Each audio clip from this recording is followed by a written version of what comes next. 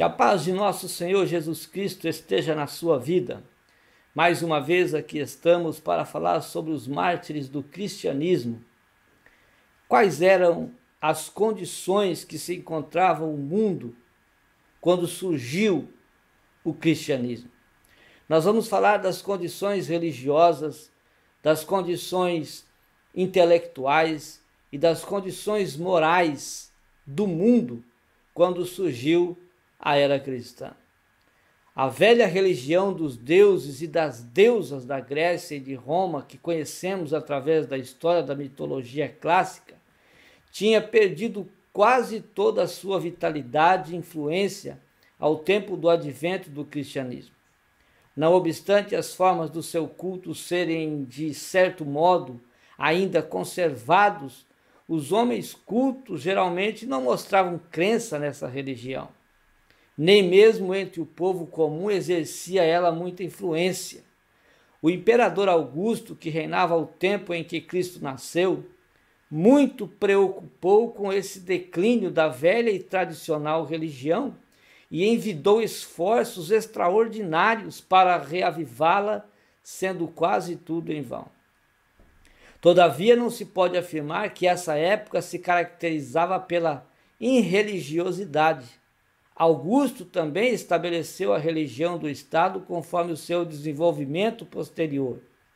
Veio ela a se constituir na veneração de imagem e status dos imperadores que então reinavam e dos que antecederam, isso como símbolos do poder de Roma. O Estado foi endeusado como nos modernos regimes totalitários.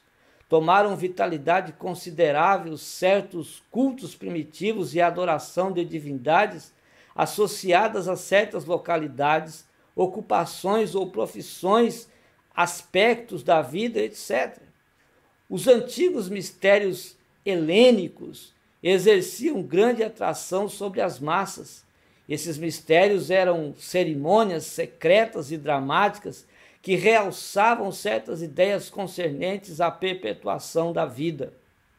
O orfismo, amigo movimento grego da religião mística que ensinava doutrinas de salvação e vida depois da morte, era representado por muitas irmandades mais poderosas e mais influentes, porém eram religiões orientais que espalhavam pelas margens do Mediterrâneo, tendo conseguido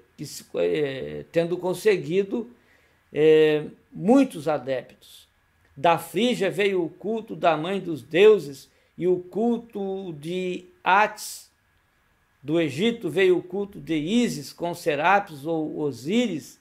Essas religiões exerciam influências no começo da era cristã.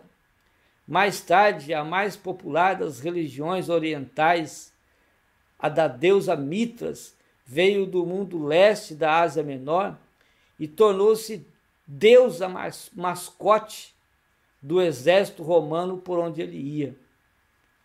Essas religiões misteriosas tinham uma semelhança superficial que o cristianismo, por organizar em sociedades agrupando indivíduos independentes de raça ou posição social, os quais faziam refeições em comum, praticavam certas abluções que eram consideradas como purificações espirituais e, em muitos casos, pelo culto de divindades que supostamente tinham sofrido morte e ressuscitado, comunicando assim vida imortal aos seus seguidores.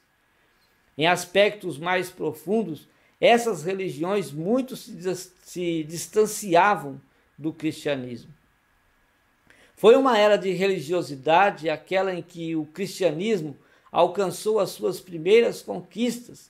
Nesse tempo havia muito interesse no conhecimento das várias formas de religião e muita ansiedade por ideias e crenças que trouxessem mais satisfação à alma.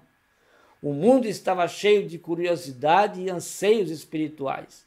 É significativo que, em relação ao cristianismo, houvesse três coisas preeminentes: uma crença progressiva num Deus universal, um sentimento de culpa, de pecado muito generalizado e, em consequência, um anseio, um desejo intenso de purificação. E, por fim, um grande interesse nas questões da vida após a morte. Já dissemos que, antes do aparecimento do cristianismo, a melhor religião existente era o judaísmo, mas esse não podia satisfazer plenamente as necessidades do mundo. Mesmo enquanto Jesus vivia, o judaísmo deu provas de que não era capaz de constituir uma religião universal. Isso se verificava no caráter dos seus líderes, que eram sacerdotes, os saduceus e os mestres. Os fariseus subestimados o valor dos fariseus por causa da oposição deles a Jesus. Mas apesar do seu vigor moral, entre os fariseus da Palestina desenvolvia-se um estreito preconceito racial com o objetivo de limiar a religião judaica exclusivamente ao povo judeu, e por isso se opunham à obra missionária entre os gentios, obra que tinha sido iniciada durante o cativeiro. Quais eram as condições intelectuais do mundo quando surgiu o cristianismo? O grande movimento filosófico grego chegou ao fim no que se relaciona com a pesquisa da verdade, muito tempo mesmo antes da era cristã. Quando surgiu o cristianismo, o pensamento grego não fazia mais progresso.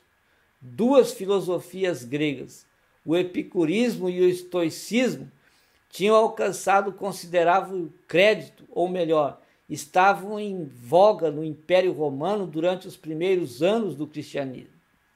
Mas nenhuma delas satisfazia a mente dos homens no que respeitava às questões fundamentais e urgentes, como as do pecado e da vida futura que, por assim dizer, os preocupavam. Ambas essas filosofias eram falhas como método de vida. O epicurismo era muito superficial, interesseiro, egoísta.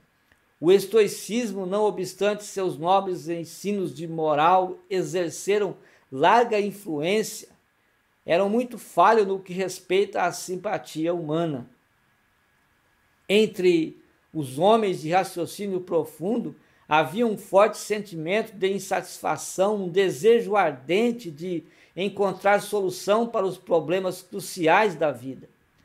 Por ocasião da morte da filha de Plínio, o moço escreve a um amigo: dá-me algum alívio, algum conforto que seja grande e forte, tal que eu nunca tenha ouvido ou lido, porque tudo o que tem chegado ao meu conhecimento e de que me posso lembrar não me ajuda, pois minha tristeza é por demais profunda para ser removida pelo que sei.